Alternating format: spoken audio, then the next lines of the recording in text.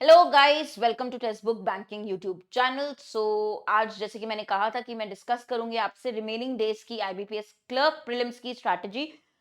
15 days मैंने यहाँ पे लिखा है, तो हम काउंट कर लेंगे कितने डेज हैं, एग्जाम कब होगा टेंटेटिव आपकी कैलेंडर के अकॉर्डिंग, और हमारी सारे सेक्शंस के लिए बहुत स्ट्रॉन्ग स्ट्रैटेजी क्या होनी चाहिए for prelims exam for IBPS clerk. तो शुरू करते हैं।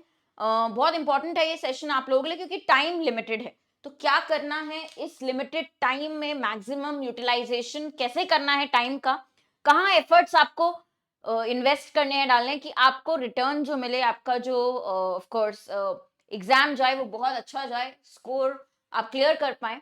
तो पहले बात तो ये समझ लीजिए 20 मिनट सेक्शनल टाइम है इंग्लिश, क्वांट और रीजनिंग के लिए। 30 क्वेश्चंस इंग्लिश के आएंगे, बाकी 35 क्वेश्चंस ईच क्वांट और रीजनिंग में। तो टोटल आपका 100 क्वेश्चंस का ये पेपर होता है, 100 मार्क्स का। अब अगर मैं डेट की बात करूं, जैसे मैंने आपको बताया कि मैंने क्यों लिखा है, मैं आपको रीजन बताऊंगी। I will give you the reason why I have written 15 days, because आप यहां देखेंगे प्री एग्जाम, अगर हम देखते हैं क्लर्क प्री, तो ये क्या लिखा है गाइस, डेट 24 अगस्त। अगर हम ये स्लॉट मान के चले, फर्स्ट 24, आज क्या हो गया ऑलरेडी, आज की डेट है हमारी क्या, 6th, राइट। तो अब आप देख लो, if you count, if you see your calendar also, आपके पास बहुत ही लिमिटेड डेज है। काफी लोग तो ट्रैवल भी करेंगे 1 डे बिफोर। तो अगर हम देखते हैं यहाँ पे 4, और कुछ लोग हैं, अब देखो सबसे बड़ा फैक्टर तो ये आरआरबी क्लर्क भी दे रहे हैं, तो मल्टीपल पीपल आप तो दोनों एग्जाम्स दे रहे हैं। तो 10th से आरआरबी क्लर्क का भी पेपर है, 10th 17th और 18th को। तो ये सारे फैक्टर्स को देखते हुए लगभग आपके पास मोटा मोटा 15 दिन है, आप ये मान के चले, ठीक है। 15 दिन से भी मैं कम बोलूंगी, बट हाँ 15 डेज आप मान के चलो मोटा मोटा, क्योंकि देखो अगर आप यहाँ पे क्लैश क्या हो रहा है मैं आपको बता देती हूँ। इफ आई से 10th 17th and 18th is already your RRB clerk exams, right? RRB clerk pre। तो अगर आप 10th को दे रहे हैं आरआरबी, शायद उसके बाद फ्री होके आपका प्लान होगा कि हम आईबीपीएस क्लर्क पे फोकस करें। अगर 17th 18th को है तो आपको दोनों एग्जाम को साइमल्टेनियसली देना पड़ेगा, क्योंकि 18th के बाद तो हार्डली कुछ ही दिन बचेंगे एग्जाम के लिए क्लर्क के। तो अभी आप उस सिचुएशन में हैं जहां आपको बैलेंस करना है अगले कुछ दिनों में आरआरबी क्लर्क की प्रिपरेशन प्लस 15 डेज मान के चलना है आईबीपीएस क्लर्क की प्रिपरेशन के लिए, प्री के लिए।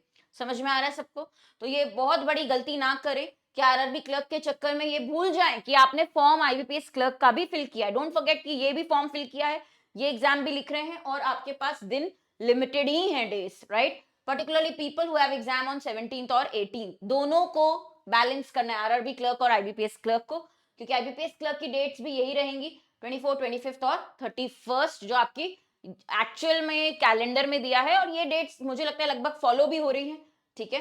अब मैं आपको बता दूं तीनों सेक्शंस में हमें करना क्या है, ठीक है। इंग्लिश हो गया, क्वांट हो गया, रीजनिंग। इंग्लिश तो मैं खुद ही क्लासेस लेती हूँ, तो मुझे पता है कि आपका जो टारगेट है 30 आउट ऑफ 30 हो सकता है। सबसे बढ़िया बात है इस पेपर की कि इजी आएगा लेवल, क्योंकि क्लर्क प्री है, तो लेवल क्या रहता है एग्जाम का, इजी रहता है।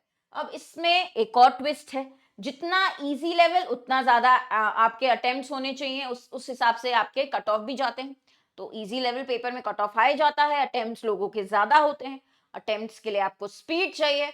तो प्लीज फोकस ऑन स्पीड। तीनों ही सेक्शंस में मैं आपको लगभग बोलूंगी यहाँ पे आपको किस पे फोकस करना है, स्पीड, स्पीड और स्पीड पे, ठीक है। दोनों का बैलेंस होना चाहिए, एक्यूरेसी भी होनी चाहिए। बट आपको पता है क्लर्क लेवल है तो बेसिक क्वेश्चन ज्यादा आते हैं, easy level basic scoring question, short question lengthy नहीं रहते हैं यहाँ पे।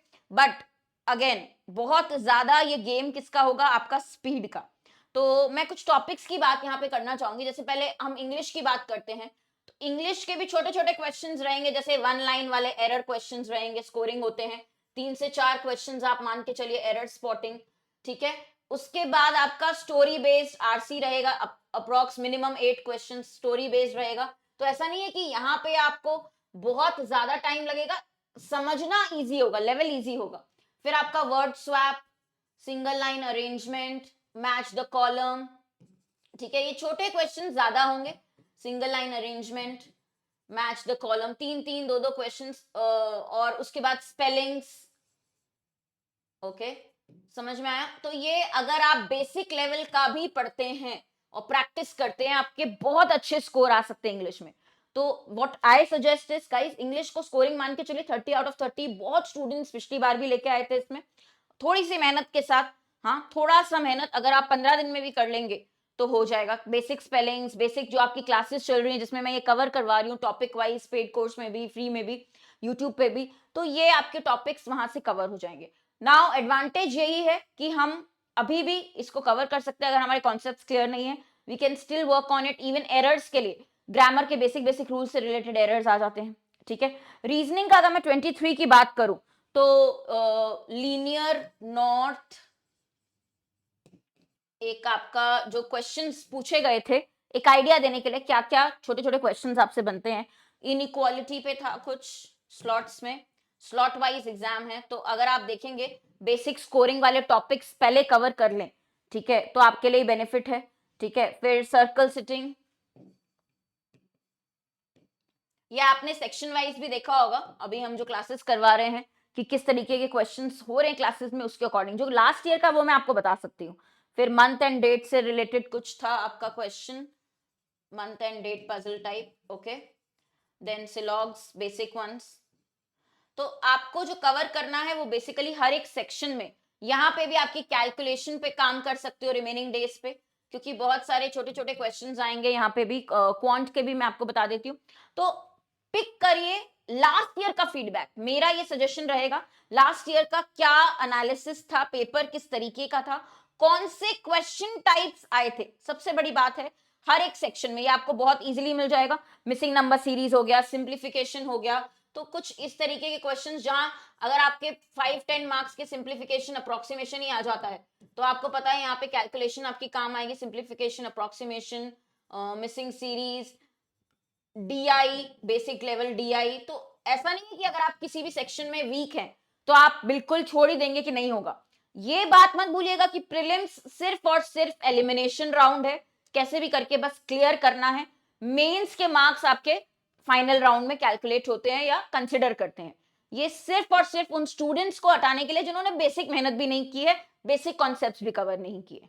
समझ में आ रही है बात? तो अभी भी बहुत चेंज हो सकते हैं, 15 दिन में भी बहुत कुछ हो सकता है।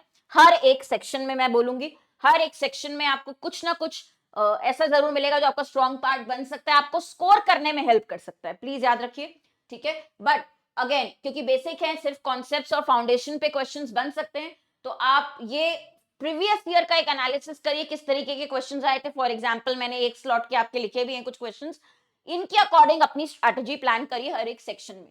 समझ में आ रहा है सबको? दूसरी चीज, अगर हम देखते हैं लास्ट ईयर एक मैंने सैंपल लिया है अटेम्प्ट्स का डिफिकल्टी लेवल बताने के लिए, तो रीजनिंग में एक एनालिसिस में अगर हमने देखा था क्या, शिफ्ट 1 में 31 to 34 पॉसिबल था, मतलब काफी बेसिक आया होगा 35 में से, अगर ये आपका बोल रहे हैं अटेम्प्ट्स। क्वांटिटेटिव एप्टीट्यूड में 22 to 26, कोई एक सेक्शन मॉडरेट रख सकते हैं। इंग्लिश में 27 तक अटेम्प्ट्स पॉसिबल थे, ठीक है। तो मतलब आप देखिए ओवरऑल का जो रेंज है 75 to 84 का रेंज है, ओवरऑल का रेंज कितना है, तो इजी इजी इजी कोई एक सेक्शन हो सकता है थोड़ा सा हल्का सा मॉडरेट, बट हाँ ओवरऑल लेवल इजी रहता है क्लर्क का। तो ये भी एक फिगर आप देख सकते हैं दिमाग में लेके, 100 में से आप कितने क्वेश्चन 70 प्लस पहुंच पा रहे हैं, नहीं पा रहे हैं एक्यूरेसी के साथ, वहां पे फोकस करिए, कहां से हम और मार्क्स फेच कर सकते हैं, ये आपकी स्ट्रैटेजी में होना चाहिए। तो दिन के मॉक्स कितने देने पड़ेंगे आपको, डेफिनेटली मॉक्स पे फोकस और उनके एनालिसिस पे कि कौन सा क्वेश्चन गलत हुआ है, कहां पे मैं स्कोर कर सकता था या कर सकती थी और कहां पे मैं इंप्रूव करके और मार्क्स ला सकती हूँ। तो कम से कम क्योंकि क्लर्क प्री लेवल है 2 मॉक्स पर डे विद एनालिसिस होना चाहिए, ये मुझे लगता है कि बहुत ही रीजनेबल टारगेट रख सकते हैं 2 मॉक्स पर डे। और ऐसा नहीं कि बिना एनालिसिस के, मॉक का एनालिसिस आपके 15 मिनट्स ब्रेक के बाद हो जाना चाहिए। आपने 1 आवर का मॉक दिया है, आप फिर उसके बाद क्या करेंगे, 15 मिनट्स का ब्रेक लेंगे और उसके तुरंत बाद क्या करेंगे, मॉक का पूरा एनालिसिस करेंगे। एनालिसिस क्या होता है गाइस, कि कहाँ गलती हो रही है, क्यों हो रही है, सिली मिस्टेक है या कॉन्सेप्ट नहीं पता है, री अटेम्प्ट करना है अगर कोई क्वेश्चन, वो पूरा एनालिसिस, क्योंकि एनालिसिस से ही क्या मिलेगा आपको, आपके एग्जाम वाली लर्निंग जो आप एग्जाम में यूज करेंगे। Learning is very important. देखिए सभी लोगों को आरआरबी पीओ प्री से एक एक्सपीरियंस मिल गया एग्जाम में कि जब टाइम वाला फैक्टर होता है तो कैसे बैलेंस करना है स्पीड और एक्यूरेसी को, हमें एक क्वेश्चन पे स्टिक नहीं होना है, तो वो लर्निंग्स यहाँ आपको आने वाले एग्जाम्स में इंप्लीमेंट करनी है, वो गलती दोबारा रिपीट ना हो। जो आपको पीओ प्री का एक एक्सपीरियंस था वो यहाँ भी हेल्प करेगा। समझ में आ रहा है? तो how many मॉक्स? I would suggest 2 मॉक्स at least minimum per day. तो अब आप 15 दिन का सोचिए 30 मॉक्स अपार्ट फ्रॉम क्लासेस, तो आपका काफी अच्छा प्रैक्टिस हो जाएगा। ज्यादा सोर्सेस ना ले please, please be aware of too many sources. Extra sources use करेंगे तो खुद ही कंफ्यूज होंगे कि what to do what not to do, time कम लगेगा। Don't rely quality over quantity. मैं हमेशा बोलती हूँ क्वालिटी पे ध्यान दीजिए, अभी क्वांटिटी पे नहीं, और बहुत ज्यादा सोर्सेस पे ध्यान मत दीजिए। 2 मॉक्स पर डे आराम से करिए और एनालिसिस के साथ सीखिए। तो डेली स्केड्यूल आपका क्या होगा? जो आपकी बेसिकली अगर किसी को टॉपिक वाइज क्लास चाहिए तो अभी भी देर नहीं हुई है, टॉपिक क्लासेस हो रही हैं आपके पेड बैच में आईबीपीएस क्लर्क के। यूट्यूब पे हम लोग सीरीज स्टार्ट करें 15 डेज 15 मॉक्स, ये कंप्लीट करना होगा आपको। ये एकदम एग्जाम लेवल रहेगा सीरीज, सारे ही सेक्शंस कवर होंगे और 2 मॉक्स लगाने हैं पर डे प्री के लिए, ठीक है?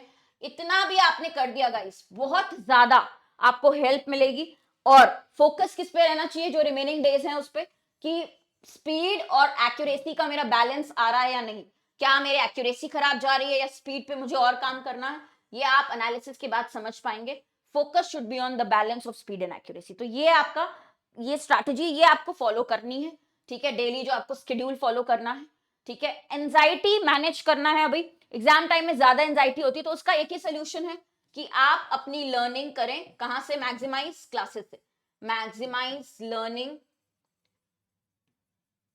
इन क्लासेस, मतलब participation in classes can help you reduce anxiety. अगर आप देखिए खुद से बैठ के पढ़ रहे हैं, एंजाइटी हो रही है, बहुत प्रॉब्लम वरीड है आने वाले एग्जाम को लेके, तो उसको कंट्रोल करने का, मैनेज करने का एक तो तरीका है कि थोड़ा सा आप फोकस मेडिटेशन पे करें या फिर खुद को टाइम दे, थोड़ा सा रिलैक्स करें, मेडिटेशन करें, वॉक पे जाएं। वो तो एक है हाफ एन आवर वाला चीज डेली।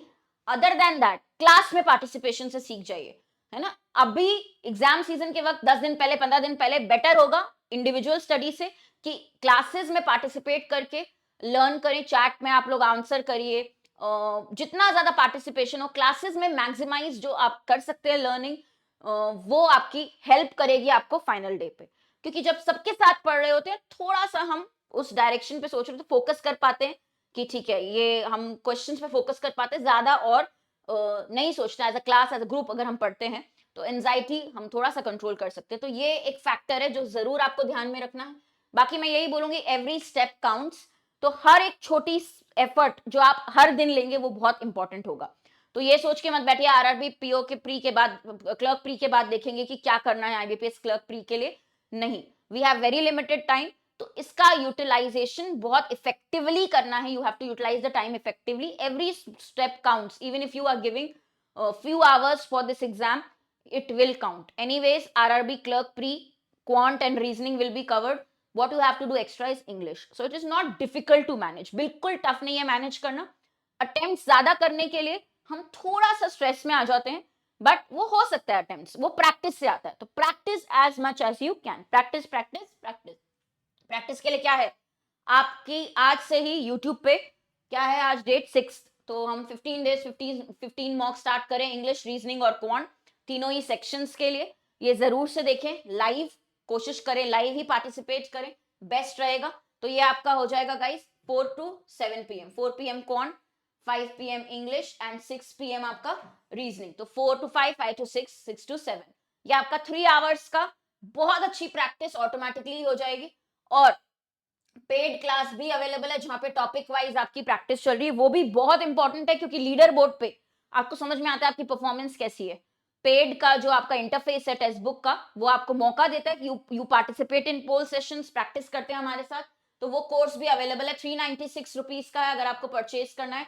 टॉपिक वाइज आपको क्लैरिटी मिल जाएगी, कोड है हर्षिता, ठीक है? सुपर पैक भी ले सकते हैं, सुपर पैक में आपके आईबीपीएस पीओ, एसबीआई पीओ आने वाले कोर्सेज सब कुछ, आईबीपीएस क्लर्क मॉक सब कुछ इंक्लूडेड होगा। 6 मंथ्स का 926 पे है आज, क्योंकि सेल है, कोड है Harshita, do check this out. बाकी टेलीग्राम पे एक्टिव रहिए, हर्षिता मैम टेक्स्ट बुक और टेक्स्ट बुक बैंकिंग, यहाँ पे आपको और भी अपडेट्स मिलते रहेंगे। तो मैं आपको बस इतना बता दूं कि सुपर कोचिंग में आईबीपीएस क्लर्क का भी अभी बैच लाइव है। जिन लोगों को अभी भी लगता है हाँ कि टॉपिक वाइज भी बहुत अच्छे से हमें अप्रोच समझनी है, सीखनी है, they can go for this particular pack. Super pack यहाँ पे 6 मंथ्स का रिमूव करेंगे, कोड लिखेंगे हर्षिता, आपको मिल जाएगा मैक्सिमम डिस्काउंट। तो गाइस लास्ट फ्यू डेज और भी क्रूशियल होते हैं, भूलिएगा मत। 9/26 का आप देख सकते हो। तो हमारे साथ, मैं जैसे बोल रही हूँ, थोड़ा सा ट्रस्ट शो करिए, क्लास में आइए और आपको समझ में आ जाएगा कि एग्जैक्ट एग्जाम लेवल आपको मिल रहा है, और उतना भी 15 डेज के लिए कर लिया confidently, you are good to go. जैसे कि मैंने कहा, प्रीलिम्स क्या है, एलिमिनेशन स्टेज है। हाँ, बस आपको कहीं ना कहीं कैसे क्लियर करना है, उसके मार्क्स कंसिडर नहीं होते हैं, तो स्पीड पे फोकस रखिए। और भी कोई क्वेरीज हो तो कमेंट्स में पूछ लीजिएगा। Thank you so much, thank you.